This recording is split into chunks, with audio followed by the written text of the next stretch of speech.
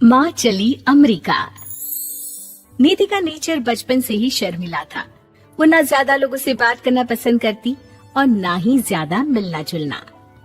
निधि, ये पैसे ले जरा और बाजार से चीनी तो ले आ। नहीं माँ, मैं नहीं जाऊंगी, मुझे शर्म आती है, आप ही चले जाओ ना। अरे पता नहीं क्या करेगी ये लड़की, जीवन में कभी कुछ किया ही नहीं सिवाय पढ़ाई और घर के कामों के। इसकी शादी भी आसपास ही कहीं करवा दो, दूर जाकर इसका गुजारा कैसे होगा। निधि सुनती सबकी, समझती भी, लेकिन चुप करके रह जाती। एक दिन पिता के दोस्त अपने परिवार के साथ निधि के घर खाने पर आते हैं। उनकी बेटी बहुत ही स्मार्ट होती है। निधि बेटा, वीणा के साथ बात करो, देखो अंकल की बेटी भी आई है उनके साथ। निधि वीणा के साथ वहीं बैठ जाती है। चलो ना अंदर चलते हैं, यहाँ कहाँ बड़े लोगों के बीच बैठे। निधि माँ की तरफ देखती है और अंदर चली जाती है। वैसे मैंने ना अपना चैनल खोला है, तुम सब्सक्राइब करना उसमें। मैं ना ब्यूटी और फैशन की बात करती हूँ, ये देखो। ओह, इतने सारे लोगों के सामने तुम कैसे इतना बोल लेती हो? मुझे तो बहुत शर्म आती है। अरे शर्म कैसी? खैर, सीधी सादी सी निधि, उसकी शादी हो जाती है राकेश से। राकेश एक स्मार्ट लड़का था, उसे घूमना फिरना पसंद था, लेकिन निधि का शर्मिला व्यवहार वो समझ जाता है। अरे निधि, घर से बाहर क्यों नहीं निकलती? लोगों से मिला जुला करो, तभी तो पता चलेगा ना कि दुनिया कैसी है।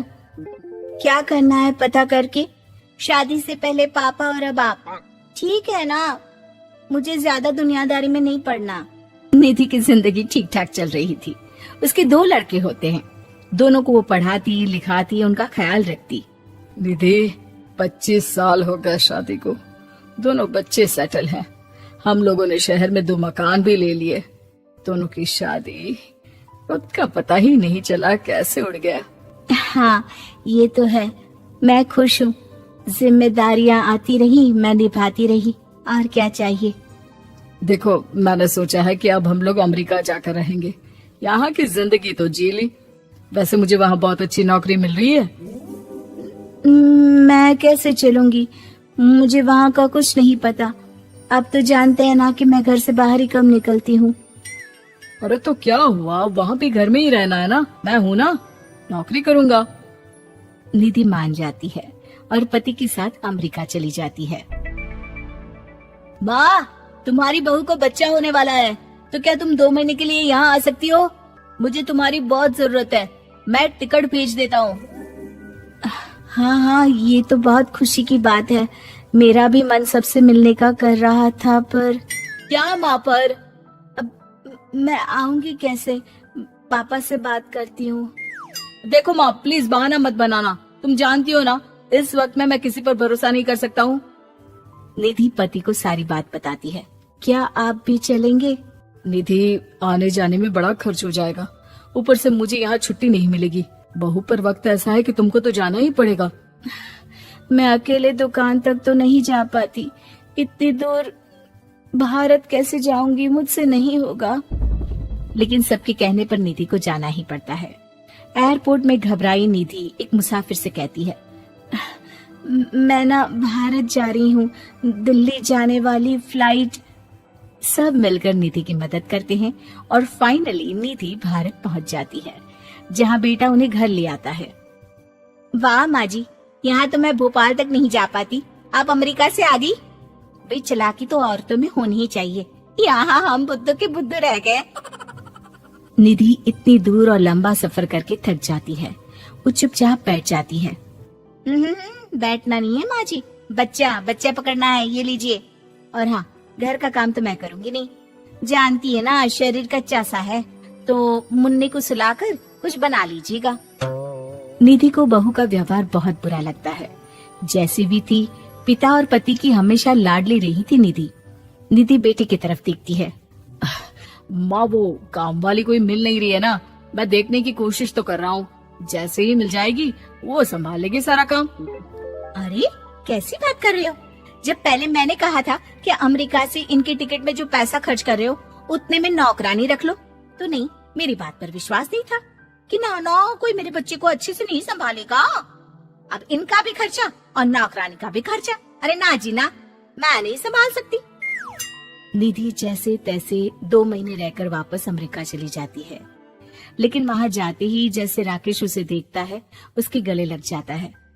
ये क्या हालत बना रखी है निधि, कैसी लग रही हो? खाना नहीं खाती थी क्या? क्या हो गया? निधि पति से कुछ नहीं कहती, बस रोती ही चली जाती है।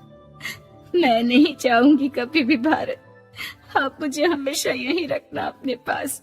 राकेश बेटे को फोन करता है। तुम्हारी माँ की जो दुर्दशा करके तुमने भेजा है ना, मुझे पता होता तो मैं अपनी बीवी को कभी तुम्हारे पास नहीं भेजता। पापा, आप तो रीना का नेचर जानते हैं ना, वो माँ पर हावी रहती थी। अब मैं तो ऑफिस चला जाता था, वो माँ पर जुल्म करती है और माँ भी इतनी सीधी है कि चुपचाप सहती रही। मुझे माफ कर दीजिए पिताजी। खैर, राकेश कहता भी क्या, प्यार दुलार के साथ अपनी निधि को संभालने में लग जाता है। लेकिन कहते ना, वक्त हमेशा एक सा नहीं रहता। अमेरिका में ही राकेश की मृत्यु हो जाती है और निधि अकेली रह जाती है। बड़ा बेटा कहता है, माँ भारत चलो ना, हम लोग साथ रहेंगे। निधि को जैसे ही वो सब सीन्स याद आते हैं वो परेशान हो जाती है। समझ में नहीं आता कि पति के बिना अब जीवन कैसे चलाएगी। मैंने सारा जीवन घर का काम किया, घर देखा और जिंदगी चलाई, लेकिन जिस घर में रही सबने प्यार दिया, मैं वहां नहीं जाना चाहती। तभी राकेश जिस कंपनी में काम करता था उसका मालिक निधि के घर आता है। वो भी भारतीय ही होता है। दीदी, राकेश ने आपके बारे में बताया था। जब से आप भारत से लौटी थी उसे आपकी बहुत चिंता रहती थी, इसलिए उसने मुझसे कहा था कि कभी अगर वो ना रहे तो मैं आपको ये पैसे दे दूं। और हाँ, हम लोगों की कंपनी में आपके लिए नौकरी भी है। निधि पति के पैसे देखकर मन में तसल्ली करती है और नौकरी के लिए हाँ कर देती है। अरे पागल है क्या माँ, कैसे नौकरी करोगी? ये अमेरिका है, दिल्ली नहीं। वहाँ तो तुम घर से निकल भी नहीं पाती थी, यहाँ कैसे? मेरे पति, मेरे पिता मुझे खुश देखना चाहते थे। वो लोग जब तक थे मुझे किसी चीज के लिए ना फोर्स किया, ना कभी कमी होने दी। पर अब मुझे जीवन जीने के लिए घर से निकलना ही होगा। बेटा, तुम तो अगली फ्लाइट से भारत लौट जाओ, मैं यहीं खुश हूँ।